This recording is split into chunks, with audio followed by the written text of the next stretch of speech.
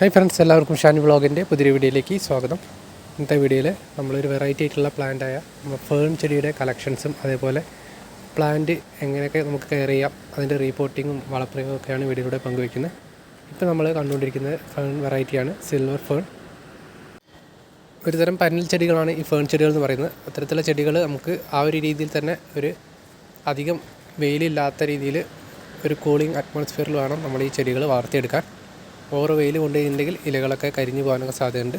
അതുകൊണ്ട് ഒരു ഷെയ്ഡിൽ നമുക്ക് വളർത്തിയെടുക്കാൻ പറ്റുന്ന ഒരു വെറൈറ്റിയാണ് ഈ ഒരു ഫേൺ ചെടികൾ. ഇത് നമുക്ക് ഹാങ്ങിങ് ആയിട്ടും വെക്കാം. ഹാങ്ങിങ് പോട്ടിലൊക്കെ സെറ്റ് ചെയ്യുകയാണെങ്കിൽ നല്ല ഭംഗിയായിരിക്കും. അപ്പോൾ നമ്മൾ സെറ്റ് ചെയ്തിട്ടുള്ള ഹാങ്ങിങ് പോട്ടിൽ സെറ്റ് ചെയ്തിട്ടുള്ള ഒരു വെറൈറ്റിയാണ് ഇതിൽ. ഈ ഒരു വെറൈറ്റിയുടെ പ്രത്യേകത ഇതിൻ്റെ ലീഫുകൾ തന്നെയാണ്. ലീഫുകൾ നല്ല ഭംഗിയിൽ നല്ല ഹെൽത്തി ആയിട്ട് നിൽക്കുന്ന ലീഫുകളാണ്. അപ്പോൾ ഈ വെറൈറ്റികളൊക്കെ നമ്മളിത് ഹാങ്ങിങ് ആയിട്ട് സെറ്റ് ചെയ്തിട്ടുണ്ട്. സിൽവർ ഫേൺ ആയാലും ബോസ്റ്റൺ ഫേൺ ആയാലും ഒക്കെ നമ്മൾ ഇതേപോലെ ഹാങ്ങിങ് ആയിട്ട് സെറ്റ് ചെയ്ത് വെച്ചിട്ടുണ്ട്. ചെടികൾക്ക് നമുക്ക് ആവശ്യത്തിന് വെള്ളം സ്പ്രേ ചെയ്ത് കൊടുക്കുക അല്ലെങ്കിൽ ഒഴിച്ചു കൊടുക്കുകയൊക്കെ ചെയ്ത് കൊടുത്താൽ മതി. ഓവർ വാട്ടറിങ്ങിൻ്റെ ആവശ്യമില്ല. അതേപോലെ പോട്ട് സെലക്ട് ചെയ്യുന്ന സമയത്ത് ഹോളുകളുള്ള പോട്ട് സെലക്ട് ചെയ്യുക. അങ്ങനെയാകുമ്പോൾ വെള്ളം കെട്ടി നിൽക്കാത്ത രീതിയിൽ ചെടികൾ നല്ല ഹെൽത്തി ആയിട്ട് വളരുകയും ചെയ്യും.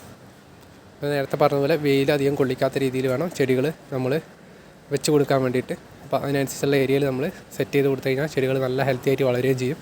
അപ്പോൾ ഈ ഒരു വെറൈറ്റി നമുക്ക് എങ്ങനെ ഒരു പോട്ടിൽ റീപോർട്ട് ചെയ്യാമെന്നുള്ളതും അതേപോലെ അതിൻ്റെ വളപ്രയോഗമൊക്കെ എങ്ങനെ നോക്കാം. അപ്പോൾ നമ്മളൊരു പോട്ട് റീപോർട്ട് ചെയ്യുന്നുണ്ട്. സിൽവർ ഫേണിൻ്റെ ഒരു പോട്ടാണ്. ഈ ഒരു പോട്ടിൽ നമ്മൾ ചെടി മൊത്തമായിട്ട് ഇളക്കി മാറ്റിയതാണ്. അപ്പം വീണ്ടും അതിലേക്ക് കുറച്ച് വളം ചേർത്ത് നമുക്ക് ഈ ചെടി തന്നെ അതിലേക്ക് നട്ടു കൊടുക്കാൻ വേണ്ടിയിട്ടാണ്.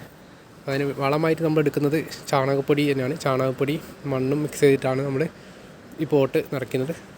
പോട്ടിൻ്റെ അടിവശത്ത് നമ്മൾ കുറച്ച് ഇത്തരത്തിൽ ചാണകപ്പൊടി മണ്ണും മിക്സ് ചെയ്തിട്ടുള്ള പോട്ടി മിക്സ് ഇട്ട് കൊടുക്കുന്നുണ്ട്. നമ്മളെടുത്തിട്ടുള്ളൊരു സിമെൻറ്റ് പോട്ടാണ്. അതിന് ഹോളുകളൊക്കെ ഇട്ട് കൊടുത്തിട്ടുള്ളൊരു സിമെൻറ്റ് പോട്ട് തന്നെയാണ്.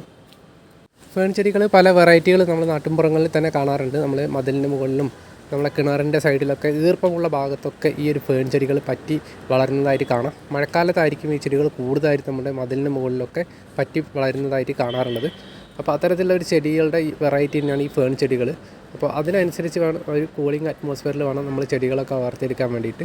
അങ്ങനെയാകുമ്പോൾ ചെടികൾ നല്ല ഹെൽത്തി ആയിട്ട് വളരുകയും ചെയ്യും. അതിൻ്റെ ലീഫുകളൊക്കെ നല്ല പച്ച ലീഫുകളാണെങ്കിൽ നല്ല ക്ലാരിറ്റിയിൽ നല്ല പച്ച നിറത്തിലും അതേപോലെ സിൽവർ ഫേൺ ആയാലും ഏത് വെറൈറ്റി ആണോ ആ വെറൈറ്റി ആ രീതിയിൽ നല്ല ഭംഗിയിൽ തന്നെ നമുക്ക് വളർത്തിയെടുക്കാൻ സാധിക്കും.